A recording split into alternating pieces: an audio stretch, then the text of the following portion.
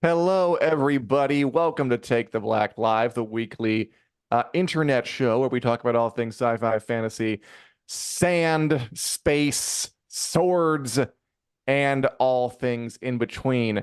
I am Daniel Selcke. No, I'm Dan Selcke. You're Daniel. I'm Dan Selcke, the editor of winterscoming.net.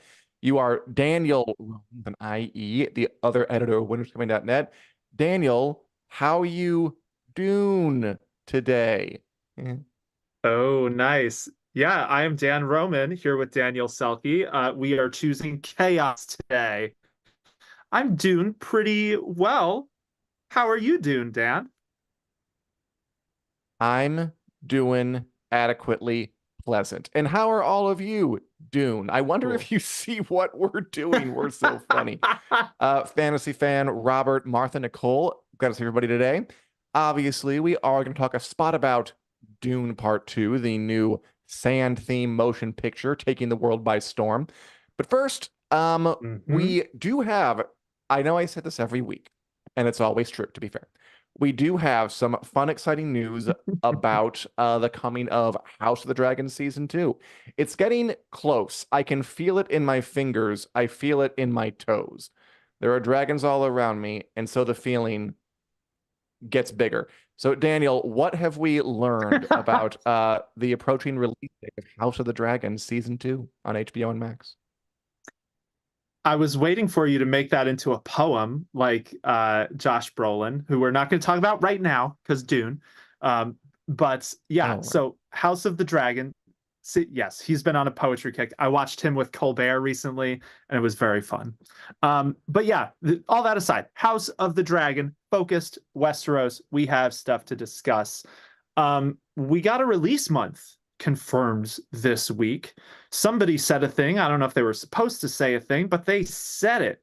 And that is Warner Brothers Discovery Chief of Streaming and Gaming, JB Perrette, said at basically a telecom technology conference that House of the Dragon Season 2 is dropping in June. Cue shock at this revelation. Dan, are you surprised? Did you see this coming? We all know you well, yes. How can you even ask me that? Like, it was a couple of weeks ago where I laid out my grand unified theory of the House of Dragon Season 2 release date, where, yeah, we determined because the rumor was June, and then the other confirmed thing Mhm. was summer. It had to be the last like week and a half of June. But this is an official, actually, executive saying Yes. it. I think it is a bit sooner than maybe some people expected. Like we had colleagues say it seems a bit early because they might run it later in the summer, but it has been almost 2 years, so it makes sense they want to get it out. I also almost worry because they're doing reshoots now, through Mhm. like a good chunk of March, as I understand it. Um, Probably because they had to pick up things they couldn't shoot during the writer's strike. But considering that the show, I mean, HBO was confident enough to give us a full trailer like months ago, or a teaser trailer. By the way, I'll just lodge a formal complaint against the teaser trailer, proper trailer distinction. I think it's stupid. I don't like it. Just call it a trailer. Just stop. Um, so Agreed. they were confident enough to do that. And the show does release, thank heavens, one episode per week, like a TV show should. So they have time to build up to things. If one episode's not completely done, it's all right. It's going to be like 5 weeks after the first one premieres.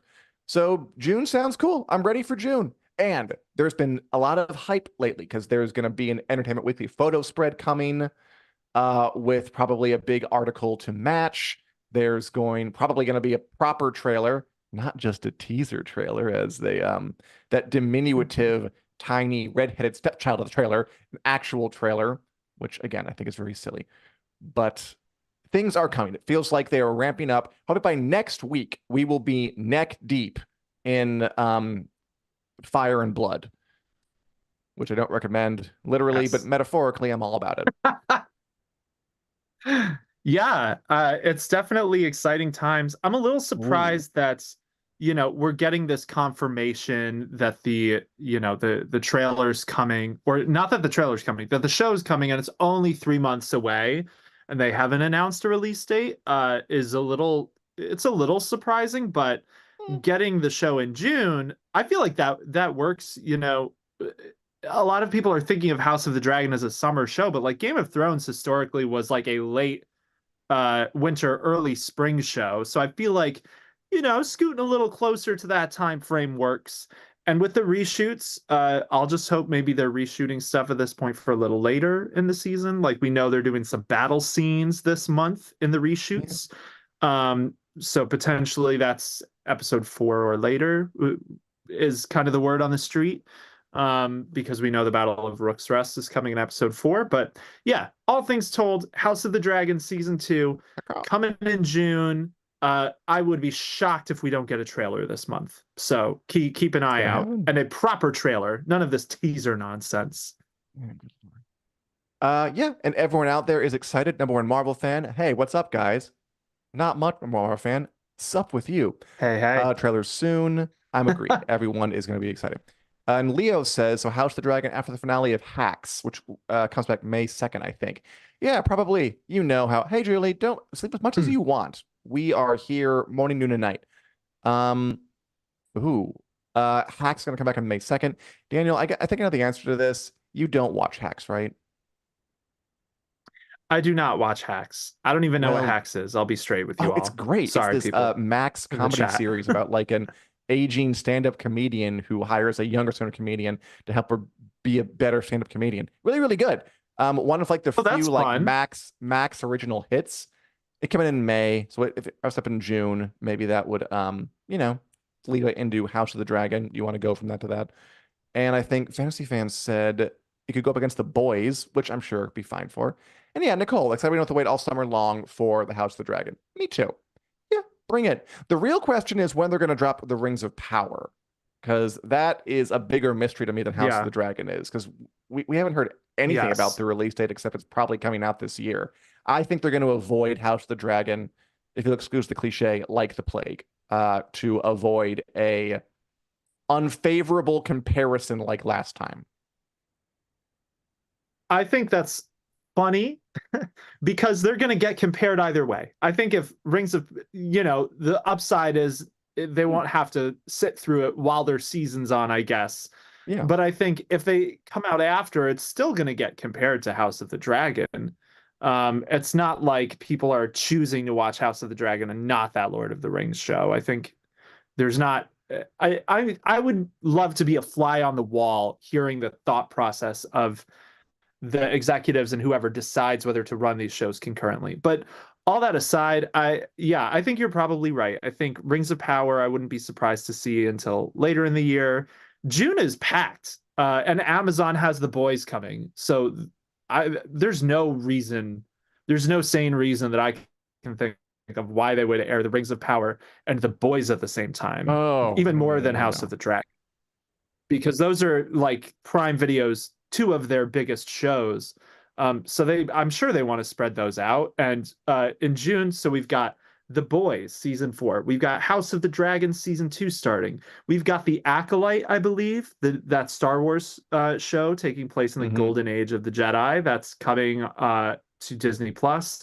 And for all of the Chicagoans slash foodies, The Bear season 3 is coming back No, it in is. as well. Yes, Dan, The Bear is great. I'm sorry you're biased against it because you're missing out. No comment.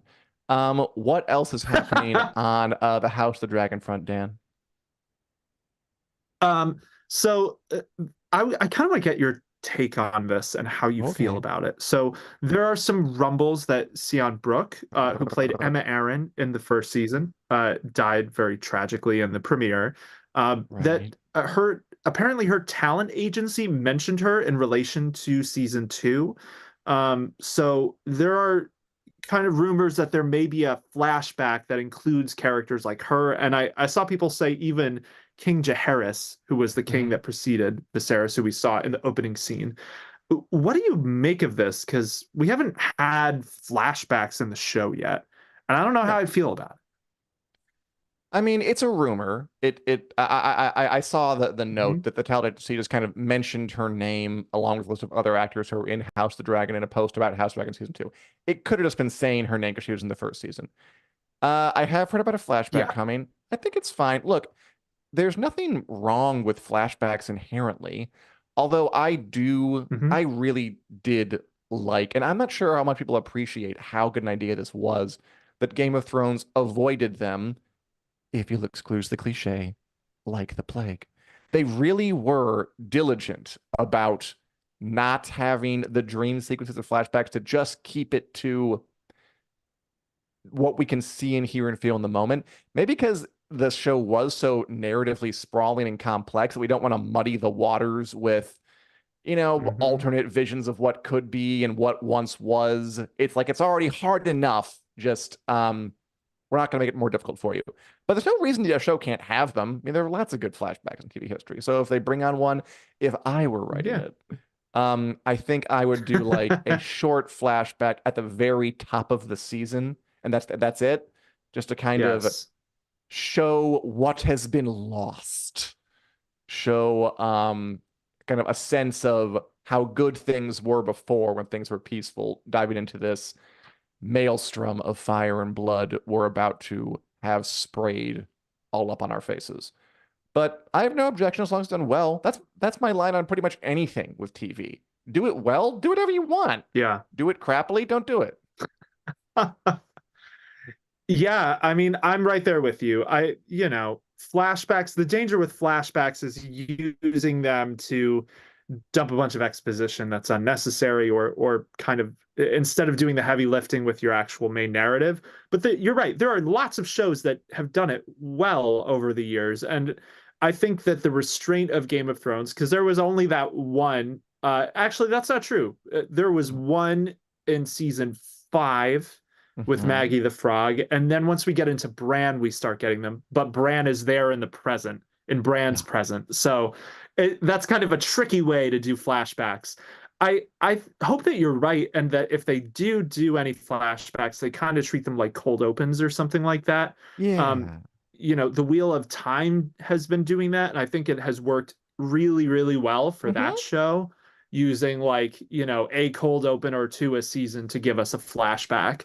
Um, Totes. I think showing what was lost right before showing how this family is now tearing each other's throats out over a chair that one of their ancestors made could be really effective if they do it well. So I'll hope for the Emma Aaron flashback. I want to see King Jaehaerys. Please, now HBO. But that's not all. We do have one thing that's a little more concrete this week to report about this. Oh, Dan, you have a thought. Your finger was Oh no, raised. I was just saying one other thing. I'm agreeing with you. Please Oh, continue. I see. Well, why don't you tell us about this one other thing? Because I have a feeling you know a little bit more about it than me. Okay. Just a quick casting announcement. There's an actor, English actor named Tim Faraday, who will be playing Amos Bracken in season 2. Now, again, not a huge important character. Not going to be in much fan How fiction, dare although you you? never know. Sometimes the ones pop off. What I do like about this kind of casting is that we've also Right. heard that the show will feature the Battle of the Burning Mill, which is a conflict between the Blackwoods and Hmm. the Brackens at the start of the Dance of the Dragons. And the Blackwood Bracken kind of rivalry is just a fun little kind of corner of the lore where I'm not sure we got any of it on Game of Thrones, where there was these two families in the Riverlands, the Blackwoods and the Brackens, and they've hated each other for generations upon generations. It's kind of like the Hatfields and McCoys, but because this is George R. R. Martin's Westeros, instead of lasting Yeah. for like 10 years and going on for like 1,000 years, because that's just what Martin does, just like exaggerate everything. Um, and I think a Blackwood and Bracken were the two people who were vying for Rhaenyra's hand on House of the Dragon in the fourth episode, and Yes. like the little kid stabs the older guy who's razzing him. Um, and those two families hate each other, and I like that part of the mythology. It's a fun little side story we didn't really get in Game of Thrones, so it'll be fun to see it play out here. Getting some Blackwoods, getting some Brackens, and you know what? forget team green and team black, team Blackwood and team Bracken. Choose your fighter, and we can have that go back and forth. I take it back. Fan fiction about Yes. Bracken, Blackwood couplings could definitely become a thing. That's some Romeo and Juliet stuff waiting to happen Mm-hmm. there, with the Blackwoods and Brackens. Um, yeah, I would love it if they included this. And knowing that Ryan Condal is such a fan of Martin's lore and Yeah. his world, I'm really hoping that they did find a way to include the Brackens and the Blackwood rivalry even more this season, because you're right, it is a fun little corner of kind of the political landscape. While all of these bigger wars are going on, there's still these two families that just cannot stand each other that happen to live fairly close to each other. They serve the same they're vassals of the same Riverland lord. So yeah, I think that would be pretty fun. Game of Thrones did kind of streamline it. There is, if I remember right, there's a great scene in a dance of dragons, or a dance Ooh. with dragons, where Jaime goes and kind of tentatively settles the dispute between the Blackwoods and Brackens on his way back to King's Landing, and that Oh, leads in the to a books. big Yeah. cliffhanger for Jaime in the books that we're still waiting to hear the what happens with. Um, but yeah, I could see it being a cool way to kind of show how these other families are taking advantage of the division between the Targaryens to maybe push their own kind of issues a little bit. If maybe Mhm. the Blackwoods support one, the Brackens support the They other, do. and they use the war as a way to be like, hey, come give us support against our enemies who are serving your enemies. um it just feels like there's potential there. So Yeah. yeah, Blackwoods Brackens, House of the Dragon season 2. All right, Dan. So is there no other House of the Dragon Game of Thrones to talk about? I know that over the weekend you saw a movie called Dune Part 2, and I believe you want to talk I about it. did. Now, not everybody can see it. I've seen it early. Some of us got to see it early, and nothing with me. It's very fun. But Dan, now that it's out, it's a big success. People are seeing Yes. it all over the place. It's making tons of money.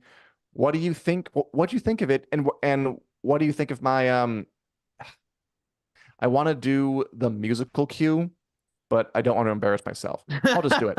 Nice. It's a good one. That's my Nice. favorite noise from the Dune movies. I like it. Yeah.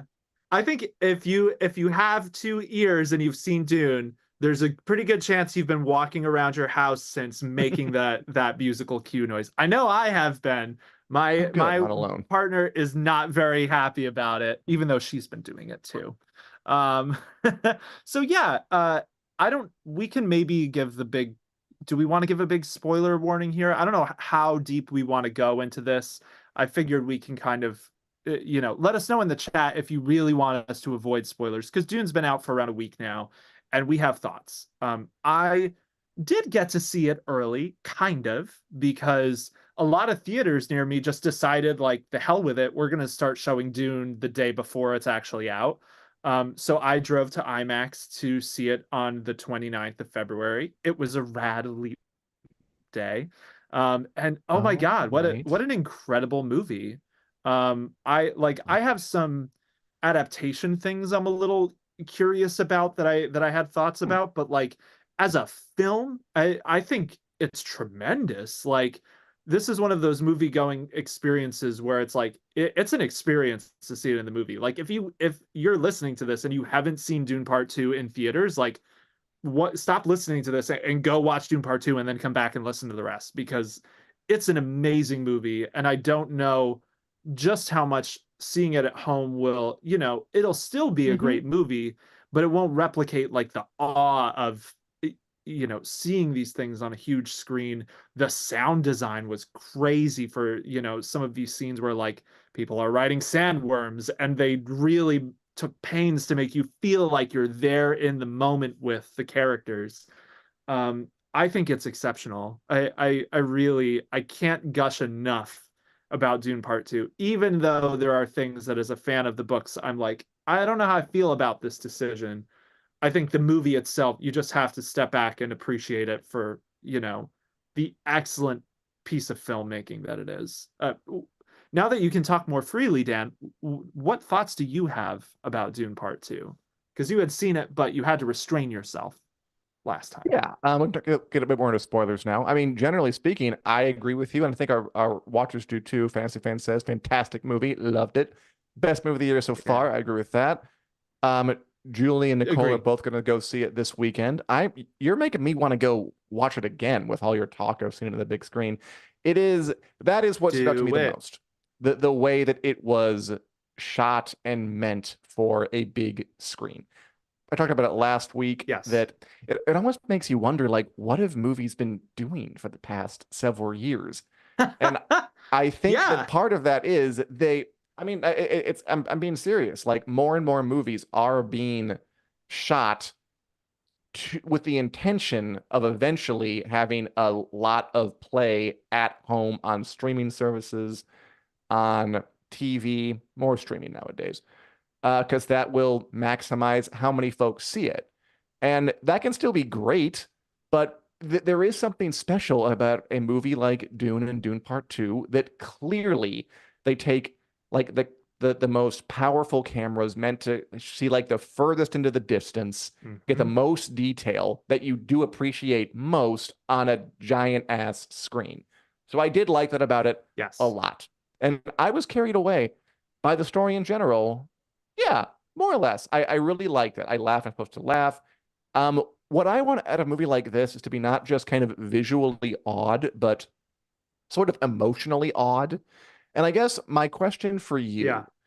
you is, do you think the general thrust of the movie was successful? Like, for me, my favorite scene, the scene that got like worked the best for me, because I thought they were trying to really drive home the point of what the message was the bit where Paul Atreides, played by uh, uh, billionaire twink Timothy Chalamet, was giving his giant speech in front of the assembled masses of Fremen.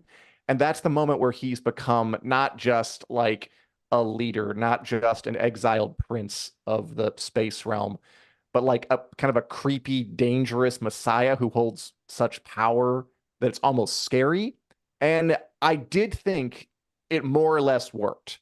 Like I was, Even more compelling than the source material because it's just much clearer at this sure. stage of the story than it is in the source material. So I thought that worked. I thought that scene worked really, really well. That was one of my favorites too. Timothy Chalamet crushed it in that scene, you He did. know, most of which is in another language, you know, a fake made up language, the Fremen language that I watched an interview with Denis Villeneuve where he basically talked about how like a lot of people are just fluent in it now who worked on the film because they had to be to do the lines and stuff, and they made an actual language. It was, I think you said this, David J. Peterson, the guy who made Dothraki for Game of Thrones, Obviously, yeah. is the one who did the language for Dune, obviously, because if you have a made up language, you get that guy. Um, so yeah, I think it worked. I think it was as a story, it was powerful, it was moving, it worked really well as a two-part story, Dune 1 Yeah. and Dune 2, better than I expected, honestly, because they did kind of split the book right in half, so that it made two kind of distinct separate wholes, but I think those wholes stood better on their own than I was maybe expecting. So yeah, I loved it. And I will be seeing it again. Like, I'll just be straight. I'm gonna I see probably it will. at least twice in movie theaters. Yeah.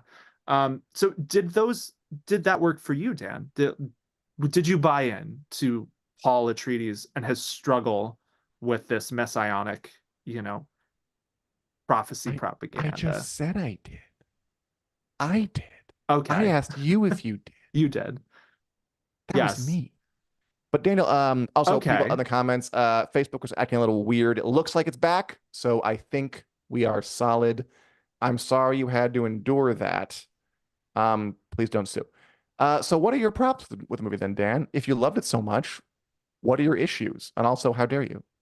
Um, well, first off, none of my issues are with the movie as a movie. I think as a movie, Doom Part 2 is incredible. And I don't know that I would change anything about it. I do think it makes some decisions on the adaptation front that might have interesting ripple effects. So, like, the biggest examples that come to mind for me of those are kind of things to do with the time scale. So Dune has a few big time jumps in the middle of the book. Like years Mhm. pass while Paul is living with the Fremen. But the entirety of Dune Part 2, it gives us a solid timeline. So we know Yeah. exactly how long it's been. And it has been less than 9 months from the end of Dune Part 1 to the Mhm. end of Dune Part 2. And we know this, spoiler alert here. I am going to get into a spoiler about the adaptation right now. Um, we know this because Lady Jessica is still pregnant with Alia, Paul's sister, by the end of Dune Part 2. So that gives us a solid time frame because she's pregnant at the start of the movie, she's pregnant at the end of the movie, can't have been more than 9 months. Um, I think that changes the nature of Paul and Chani's relationship because so in the book Yeah. they have a child together, Leto the second, who then dies during the conflict. It's really sad, and I was not sad to see that they cut that because that was a part of the book that was kind of hard to swallow. It does have an importance for their relationship though because it's just a more mature relationship because they've been through more life experiences Yeah. together versus the movie almost kind of makes it like young love for Paul and Chani, that Totally. then she's really the main voice of dissent against him becoming this messiah who's like, this is Bene Gesserit propaganda. That's much clearer that this is Bene Gesserit propaganda, and Paul Yeah, doesn't it is. like it and Chani doesn't like it. I think they made that a lot clearer in the movie. So that's one thing, just the time elapsed with Chani. With Lady Jessica's a lot more evil, I would say, or much more morally ambiguous than she is in the book. I think she's Mhm. way more sympathetic and less scary in the novel. But Rebecca True. Very true. Ferguson is a chaotic person who totally sells that. She was Yeah. excellent. She was fun. She was But good. the She fact had a good that time. Alia, she was so good, but Alia is not born by the end of Dune Part 2. And in Dune, the book, she's like 4 years old by the end. Um, how did you feel about the Alia stuff, Dan? Because I know Uh, you had thoughts on this before that you couldn't talk about. I didn't. I mean, the thoughts were that was weird. Um, I, Yeah. I'm not sure I want to spoil that part, but I will ask JP's really Okay, good fair. question. Do you guys buy the romance between Paul and Chani? Didn't really feel Chani's connection with him. The Yes. beginning I felt could have been tighter. Okay, because the ending was fast. I wanted Woo! more. Great movie. He loved it. Um, Okay. okay, so you have thoughts about this. I bought it. I was put in mind of something that James Cameron once said. I think it was he was criticizing Marvel, where he was Avatar Mm. Dr. James Cameron, Titanic Dr. James Cameron. Do you remember that time he was talking about like Marvel movies and how they're always about like guys in their mid 20s with no families because that's sort of the default protagonist. Like they never have like a family Sure. or like a father have it. And there are issues with that, but I kind of felt like that this book was written in the 60s, and published in the 60s, where I don't know, it was probably a little more common to have a kid by the time you were like Timothy Chalamet's age. But there is a little something that maybe you don't want your desirable box office draw to have a kid he loses by the third act. So you make it a bit more, like you said, like teen love, like you, oh, not teen love, or what, however Yeah. old they are, like young love. Yeah. It Yeah. sped it Yeah. up. I don't think it really hurt the movie much. I mean, it didn't bother me that much. Did Same. I buy it? Yeah, I bought it. I bought it because the whole thing, that they had built up. They had like Chani teaching him how to sand walk. They had scenes of them in the tent. They had at least one hot, sweaty, sexy Fremen love scene aftermath of. Yeah, I bought the romance. I thought it was good. I like Jessica being scary. They changed things. I don't think they changed anything that was deadly to it.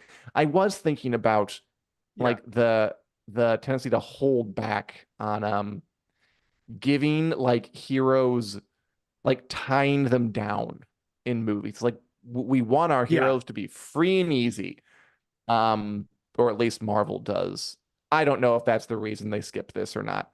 As for Aaliyah, I mean, it was fine. It was fun. It was creepy. It was weird Yeah. that she wasn't born yet, but she still had a presence. We'll just say that.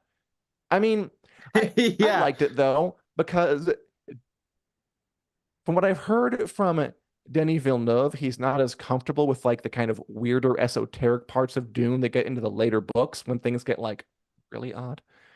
But Real weird. like that Yeah. might be as far as he's willing to go, but it's still pretty far.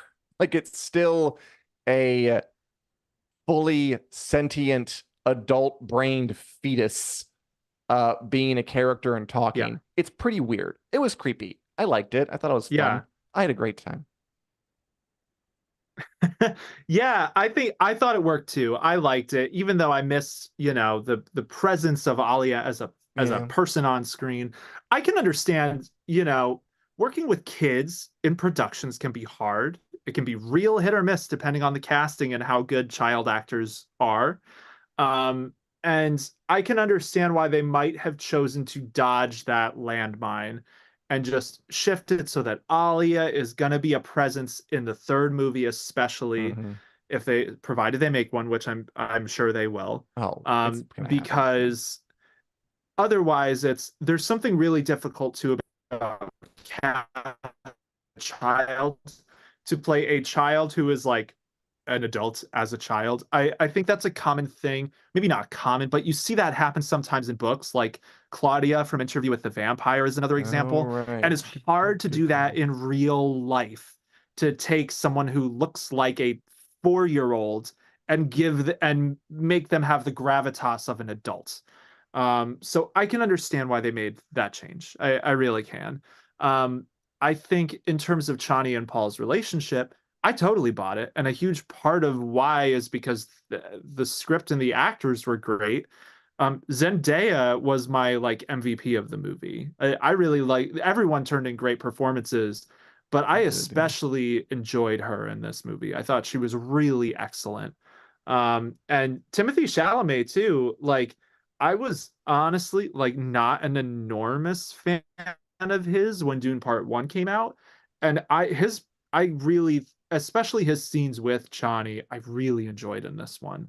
There were just some really natural acting, back and forth chemistry things that I think worked for the two of them that I bought into. But it does, what you said about the heroes not being tied down in modern, movies aimed at younger movie-going audiences, or Blockbusters. however we want to define it. I do worry about that just a little bit because, Paul is supposed to be, he's tied down in so many ways, it makes your head Mhm. spin. And that's kind of the point. So they did simplify it a little bit. But part of me almost wonders if that was at least a little bit due to just how much they were fitting in here. And once they got rid of the time jumps, they had to do it anyway because they feasibly could not have had Chani get Yeah, pregnant and have a kid in the time span of Dune Part 2 the way that they did it. It right. just physically wouldn't have been possible, Yeah. because obviously Jessica's still pregnant. So yeah, that's the cool thing with a movie like this. They made some big changes from the source material, but everything still works. It still totally feels like it's honoring Frank Herbert's story in a Mhm. very intentional, very reverent way. And I Totally. don't know that I would change any of them back. I think it just made for a great movie. So yeah, I so here's a question I want to feel to you, Dan. Okay. My feeling watching this is the kind of sci-fi movie. It's almost in the same echelon for me as like Lord of the Rings, where it's like this feels like a definitive Sure. adaptation of Dune. Like we have one now. Right. Um, do you think people will still be talking about this, 20 years from now? Did we just witness the birth of a new classic in this genre? I don't know. I don't have Paul's prescience. I can't see that far ahead. I Oh, do nice, think nice. Dune, this version of Dune, yeah, you're right. It feels like a big moment, a thing people can kind of, that is dense and knotty and complicated enough to appeal to hardcore fans of the book, but also a kind of accessible enough to be Yeah, loved by general audiences, which is surely their intent, which is what Lord of the Rings did so well yeah, too. Yeah, I could see this being a modern classic, whatever. Especially if it has a third movie in a trilogy. Or also, I think they should do Children of Dune. Children of Dune is totally a book that has a lot of fun ups and downs that make a good movie. After Children, okay, fine, maybe not because it gets a little weird. But the third book is really up for adaptation too, Give I us think. God Emperor, you cowards. Yeah. I hope they at least do Children of Dune, the third book. It Yeah. also strikes because right now franchises are king, right? That's in part because of Yeah. Lord of the Rings, because of Harry Potter, because of Twilight, and then above all, first and foremost, forever in our heart, Marvel did this to movies where everything is a giant franchise or it's like a Netflix original that wins Oscars and no one's watched. Dune is obviously a franchise, but it's a franchise where these movies feel like they've earned like there's enough to them to be this big and to have multiple movies and Yes. to need this much space to sprawl out. As opposed to like, Marvel's latest thing where it has two post-credit sequences and can you go home and put a new piece of string from your mood board from this movie to that movie and check it off? This really feels like it Yeah. needs this much space and heft and weight, which is great Yeah. because that's certainly what the studios want. And I think it serves the audiences too. It gives a really good entertainment experience to the audiences in a way that is tailor made for this day and age. Maybe one of the reasons we couldn't have a definitive Dune until now is because movies weren't set up to tell a story this big on a canvas this big. Like David Lynch tried to do Yeah. it in one movie in 84, and he kept baby murderer adult Aaliyah, but it just didn't work. There just wasn't enough space. Yeah. So this is a Dune for our time, and maybe a Dune for all time. Yeah. I think part of it too is there's something really special about like when a creative, in this case a filmmaker, has a dream to make a thing because they loved it so much for years and then they get that chance to make it.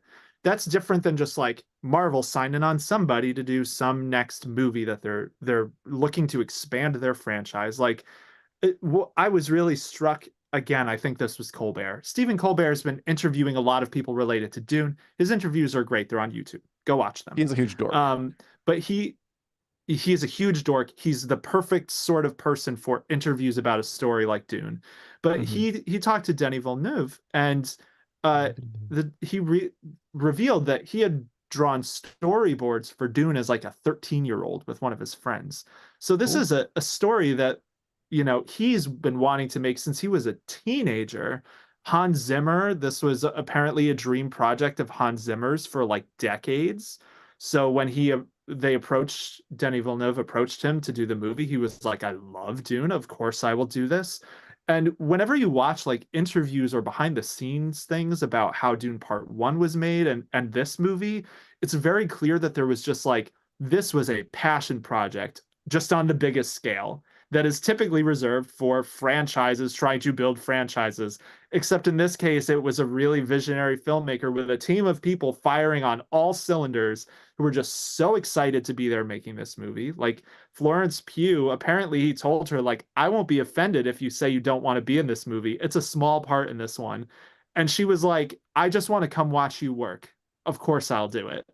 So like you can't replicate that just with companies making a thing to make a Very thing to true. make money.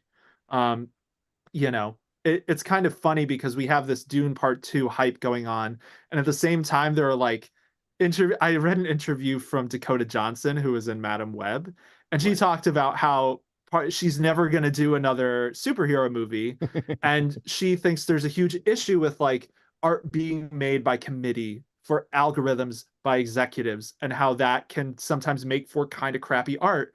And she didn't say that was the case in Madam Web, but that's kind of the implication. And like, Hmm. she says, good movies are made by like a creative filmmaker with a team around them who have a vision. And like, here's the example. of that. It's called Dune Part 2 in theaters right now. So, yeah, that I think we could lay down the hype for now. Dune is great. It's well worth your time. I think Should we've we said talk it about some all. other stuff we've watched? I think yeah, and I think if so any of you have any too. opinions on Dune, we'd love to hear them. Because yeah, I think we've Yes. exhausted it. I think we're happy moving on. Dan, what are you watching? What are all of you watching out there, or reading, or Whew. whatsoever? All right. You want me to go first? I just talked a bunch. Do you want to talk about what you're watching, Dan? I ain't watching Bounce it nothing. back. I'm watching. Okay. I'm watching Shogun, enjoying it. Watch another one tonight, probably. Yeah. I'm watching the advanced episodes of Invincible, which are incredible. Looking forward to Oh, that. nice. Um, I'm That's about to start fun. Three Body Problem. I have those advanced episodes too, but I haven't quite. And then this isn't related to fantasy or sci-fi, but I'm watching the final season of Curb Your Enthusiasm. That shit's pretty funny. But Nice. I just love it. Like You just you can have 70 something year old men getting into trouble. Good show. yep. You can never go wrong with Curb Your Enthusiasm. That's what a great show. Mhm. Yeah, so I've been watching Shogun too. Obviously, Shogun is probably one of the main things I'm super into right now. Really enjoying it. We've been reviewing it on the site. If you're enjoying watching it, go read those. But yeah, Shogun is another one of these things. Hiroyuki Sanada, who plays Toranaga, had a vision for how he would make a very authentic Japanese period piece if he ever got the chance. And this is the result. He's a producer on the show and as well as Sweet. an actor. So yeah, Shogun's excellence. It scratches that Last Kingdom itch or Game of Thrones, which gets compared to everything, but it's kind of relevant tonally in this case. Can't avoid it. Um, It's fine. Embrace it. Beyond that, yeah, embrace it. We just actually debuted an exclusive clip from this week's episode on the site today, but I played Final Fantasy games, but I just didn't play seven. I got around to it okay, eventually, and I played the remake, the first one, and I'll probably play the new one. Just not. nice. I don't feel the need to jump on it immediately. I love Final Fantasy. I That's loved pretty Final Fantasy. cool. I I fell off it around teen and have never really looked back. But I am playing these remakes things. That's pretty fair. Cool. Yeah, I did the same. I kind of fell off at 13. And then the remakes brought me back. So I 7 was my first first one that I played myself. I had siblings who played like 6 back when it was technically 3 on the Super Nintendo and stuff like that. Six. So I've played a lot of them, including 6 at this point, but 7 was my first real experience with one. So I'm like firmly in the box of the people that they are, getting with Sure, these remakes. totally. It's incredible to me the way they have recreated and expanded the story of Final Fantasy VII for modern times, like modern Mhm. gaming, while still like capturing the feeling of the original. Like in the original game, you go through Midgar, which was the first remake, and then you're just out on the world map. And that's like a moment of, oh my God, this is overwhelming how big this game is. I didn't know it was going to be like this because Midgar was really contained. And it's kind of amazing how they recreated that, but like with a whole new game now for the second installment, because they do kind of throw you in off the deep end. They introduce you to a ton of stuff out of the gate. And it's like, it's different because it's a whole new game, but it still gives you the feelings of the big beats from the original. Like Nice. it's almost like it's paced differently but the same. And yeah, it's wonderful. This is the road trip game. If I could give anyone advice, don't rush it, enjoy it. The characters are going off on a grand adventure, and it's almost more similar to Final Fantasy 15 in that way, where it feels like you're hanging out with the party and they're, going from place to place while also trying to do an important mission. So, yeah, I'm loving it. Absolutely loving it so far. I could rave Good for about it you, for like hours on end. So, I don't but you need to won't. do that, but I'm happy for everyone who is enjoying it. Highly Cool. recommend. Maybe I'll play it too. Sorry to keep like nagging you. I know that video games aren't like the the Neg the away. all the way the thing to talk about in this thing, but yeah, I love Final Fantasy 2. Always have, and I will play it. As for our commenters, I know, sorry, things Yes. are going a little weird in the stream, but we're back and on again. I Are they? apologize. Yeah, a little bit here and there. My bad. But just, I know some of you guys, Julie, you mentioned the Gilded Age you're watching. I watched the Gilded Age. I Nice. like the Gilded Age, and I feel bad for liking the Gilded Age, but I do anyway. So I'm with you. Other folk watching Curb, watching Shogun. People seem to be enjoying the good stuff. And oh, someone mentioned The Regime, which is that out yet? That looks cool Hmm. on HBO. I don't know if I'll have time to watch it. Oh, it is out. We'll see if I can fit that in because it does look kind of fun. But we'll see. It does. Stay tuned.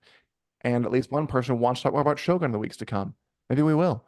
But for now, why don't we move on to the final segment of our program, the WiC News Lightning Round, which we will get into after this quick message. If you enjoy what we're doing here, like and subscribe. Okay, Lightning Round. Nice, nice. Yeah, this, for those of you who've maybe never seen, we're going to go through news stories that we didn't have time to get to in the main show in 20 seconds, or producer Richard buzzes us into shame and infamy. Dan, I think I have the first one of these slated for you. Are you prepared to give your 20-second take? Okay.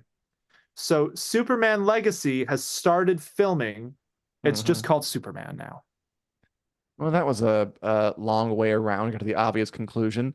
Yeah, Superman, again, we talked about franchises. That's a movie people were already kind of side-eyeing, looking like, are you trying to have instant franchise right out the gate by including those other characters from Legacy? Just give us a good story. And I think just titling it Simply Superman, with a simply would be better, actually, is a good way to move toward that. Man, I want Simply Superman now. Simply Superman. Give us that movie. All right.